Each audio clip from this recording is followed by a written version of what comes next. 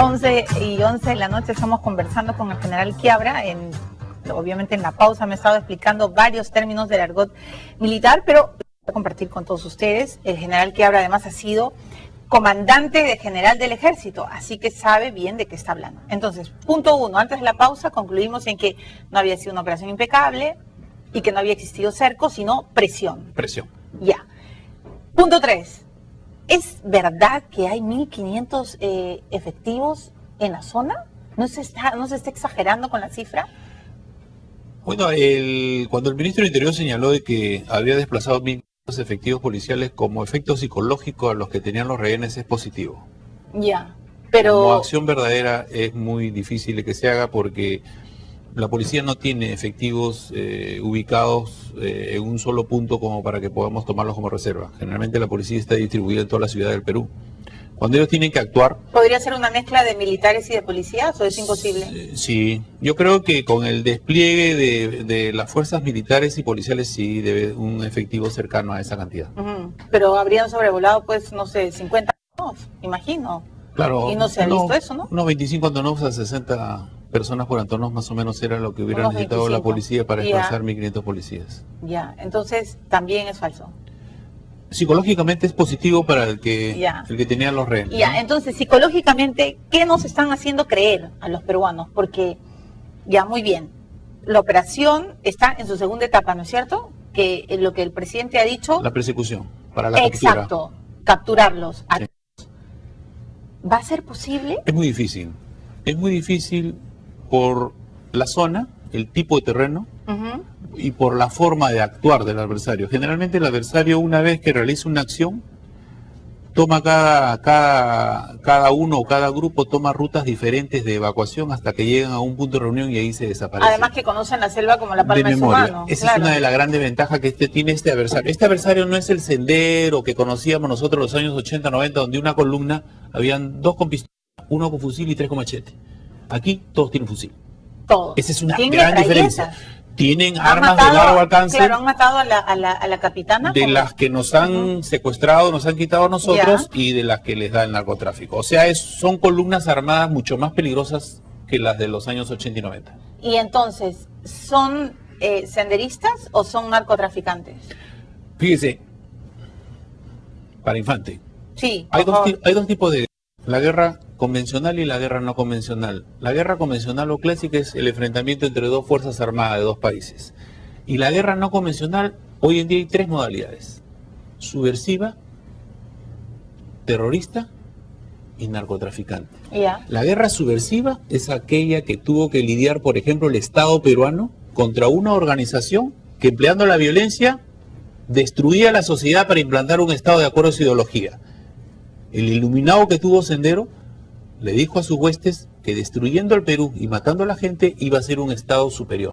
O sea, Sendero y el MRTA hicieron una guerra subversiva. Una guerra subversiva. ¿Por qué? Porque querían tomar el poder. Terrorismo, el concepto de terrorismo en todo el mundo no tiene un concepto uniforme. Hay gente que habla, países que hablan de terrorismo y de atentados terroristas.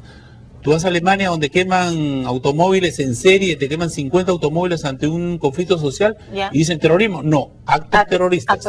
Pero... Tú te vas a México, que en México los cárteles emplean coches bomba en sus atentados. ¿Es terrorismo? No, porque son actos de terroristas con intención económica en contra de aquellos que están malogrando el negocio. Terrorismo es lo que está enfrentando Estados Unidos con Occidente contra Al Qaeda.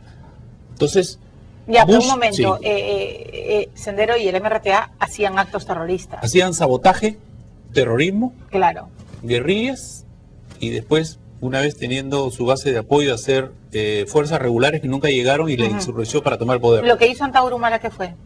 ¿Subversión? Eso fue, no es subversión, eso fue un... ¿Intento de golpe? Fue la toma de una comisaría, los asesinatos de unos policías para no sé qué. Él quería destrozar pues el gobierno de Toledo. Quería que el presidente Toledo dejara el poder. Sí, claro. Ya, ¿y qué fue eso? Eso fue un asalto a una comisaría. Solo es así, un asalto. Ya, y entonces, hoy día en el BRAE, ¿ante qué estamos? ¿Ante una guerra subversiva? ¿Una guerra del narcotráfico? ¿De qué estamos hablando? Para mí, yo quisiera que, así como dicen algunos, que estos fueran subversivos. Pero para mí, son los sicarios de narcotráfico. No estamos hablando de unos guachimanes de narcotráfico de 5 hectáreas. Estamos hablando de lo que le dan protección a la cocina mayor que tiene el mundo en cocaína. El Perú es el primer productor y exportador mundial de cocaína. Y esta familia Quispe es la que le da protección. O sea, Quispe, este sujeto, Martín Quispe Palominas, alias Camarada Gabriel, es el principal sicario del narcotráfico en el BRAE. ¿Usted sabe lo que significa cuidar todo la producción de cocaína que sirve para exportarla especialmente a Norteamérica? Estamos hablando de un gran negocio. Estamos hablando de una amenaza transnacional. Ya, ¿por qué si se sabe todo esto no se tomó medidas? Porque hasta ahora no se define el Estado cuál es el enemigo. El Estado lo primero que tiene que hacer... Pero usted fue ministro de Defensa. Sí. Ya, usted ha sido general, comandante general del Ejército. Usted Vamos siempre a ver, habla. ¿Por qué nunca hicieron nada? O sea, hace años... Vamos a ver, con calma, no me voy a molestar, voy a escuchar la explicación. Hay que ubicarse después, así como dicen algunos, en el tiempo histórico, ¿no? No, ya, eso ya es broma. Tiempo de espacio histórico. Cuando entra el presidente Toledo al gobierno, encontró una salida de un gobierno dictatorial, ¿no? 11 años, donde las Fuerzas Armadas decían que había que democratizarlas, despolitizarlas y profesionalizarlas, ¿o no? O ya nos hemos olvidado de ese paso. No todos decían de que las Fuerzas Armadas eran corruptas y que había que hacer un proceso. Se nombró una comisión de reestructuración del sector defensa con civiles y excomandantes. Se desarticuló el SIN y se estableció de que había que hacer una pirámide para ver la cantidad de generales, coroneles y comandantes. Ese fue un costo social que hubo que hacer. Bueno, pues había que hacerlo, porque la corrupción que había en las Fuerzas Armadas era terrible. ¿Y eso se hizo en 5 minutos, en 10 minutos? Se hizo en 3, 4 años, ¿correcto? Entonces, es muy diferente el relevo entre Fujimori y Toledo que el relevo entre Toledo y García y el relevo de García con Humala. Claro. Son diferentes, ¿no es cierto? Tú ya encuentras estos dos últimos gobiernos y encuentras las Fuerzas Armadas que están caminando. ¿Toledo desarticuló la inteligencia del Perú? Toledo desarticuló, no. El SIN fue cerrado por toda la sociedad peruana. Ya, pero ¿y dónde estuvo la inteligencia del Estado, del comando conjunto, del Estado Mayor? O sea, a lo que voy es, sucedían ya cosas en el BRAE. ¿Usted cree que no hay inteligencia? Yo no, después de lo que estoy viendo hace años, ¿No hay inteligencia? O sea, no sé, pues general, usted es militar, yo lo que hay es periodista. ausencia del Estado. ¿Usted cree que los militares van a solucionar Pero no solo ausencia del Estado, ¿ah? ¿Hay presencia del Estado? ¿Hay presencia del Estado? No, si lo están haciendo cuando el año 98, los narcotraficantes les están pagando. Sí, cuando el año 98 se firma en octubre el acuerdo con Ecuador, el acuerdo de paz con Ecuador, se señala, el Perú ya no tiene ningún problema externo y el Perú ya hemos derrotado la subversión. Veamos los titulares. Mentira, pues, ¿no? Pero veamos los titulares, ¿sí o no? Sí. Nadie le dijo que había un problema pendiente con los límites con Chile. Pero usted fue ministro de Defensa. ¿En qué año? 2004. Sí. Estamos hablando de 98, pues. Pero en el 2004 ya sabía, pues usted además, desde el 2009 lo vengo escuchando todo, porque además cuando trabajé en RPP lo he entrevistado, que el enemigo es el narcotráfico. Y no hacen nada, no me hacen caso, pues. No me hacen caso, pues. Yo digo que el enemigo es el narcotráfico, no me hacen caso, les darán caso a otros. Pues. ¿Y entonces qué debería de hacer el ministro Tarola? ¿Qué debería de hacer el presidente Ollantumala? ¿Qué debería de hacer el ministro Valdés? ¿Qué debe hacer el Perú? ¿Qué debería hacer el Perú, este es un problema del Perú. Cuando Sendero nos mataba a todos los peruanos. Sí, claro. No mataban a los militares, no, y ahora están matando a nuestros hermanos en el BRAE. Del año 2000 solamente matan a la Fuerza del Orden, por si acaso. ¿No hay ni un solo civil muerto? Dame un atentado contra la población del año 2000 la fecha. La gente de Quiteni está hoy día la propia alcaldía.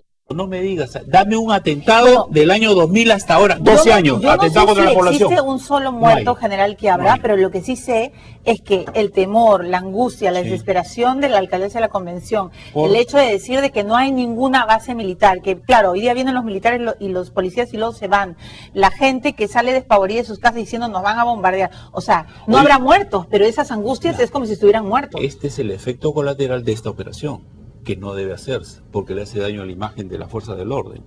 Esto que hablamos ahora de desplazamiento de las poblaciones es el efecto colateral de las operaciones de persecución.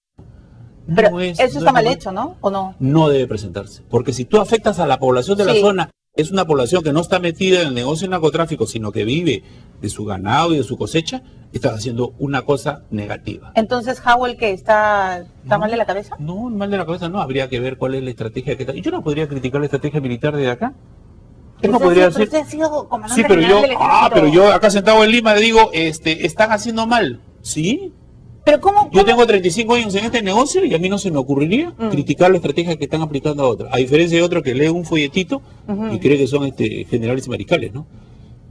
Sí, claro, pero yo tengo que preguntar para que a Me ver si preguntas usted a mí. critica. Pero yo le acá pregunto, sentado en Lima, yo no puedo decir lo que están haciendo está mal. Ya, ¿Cuál pero es normal? no sé si la palabra es normal, es bueno, malo, negativo, no sé, está equivocado el hecho de que poblaciones salgan desfavorecidas diciendo tenemos que irnos, tenemos que migrar porque nos van a bombardear. Ese efecto colateral no debe existir. No debe existir. Es normal que 3 secuestrados, ex rehenes y hoy liberados, que me gustaría conocer sus nombres porque hasta ahora no aparecen en los medios y es lo que yo quisiera saber. En la noche anterior a la del sábado, despavoridos porque hay un cruce, fuego cruzado. O sea, ¿es normal que en una operación de rescate empiecen a disparar sabiendo que hay rehenes ahí adentro? Esos son los riesgos, pues. ¿Cómo va a ser? Felizmente, ¿Pero cómo? Felizmente que lo liberaron y felizmente que las patrullas no hicieron una operación militar para liberarlo. Si con Chavín de Huántar, donde todos eran terroristas, que lo hemos visto todo, en vivo y en directo por televisión, están acusados toditos de violación de derechos humanos, ¿qué hubiera sucedido en estos momentos si hubiera habido una operación militar para liberar a los rehenes? ¿De qué estaríamos hablando? Delito de lesa humanidad. Hay que tener en cuenta que hay chicos menores de edad en la columna. Hay 2 de 14 años ¿Y por qué lo hubiera menos. pasado si los hubieran matado? No, pero entonces, ¿por qué No hubo puedes, te digo, fuego? ¿qué? ¿Ah? No, pero entonces, por eso mi pregunta, ¿por qué hubo fuego ¿Y cómo haces? cruzado? ¿Cómo haces? No sé, le pregunto, ¿usted es militar?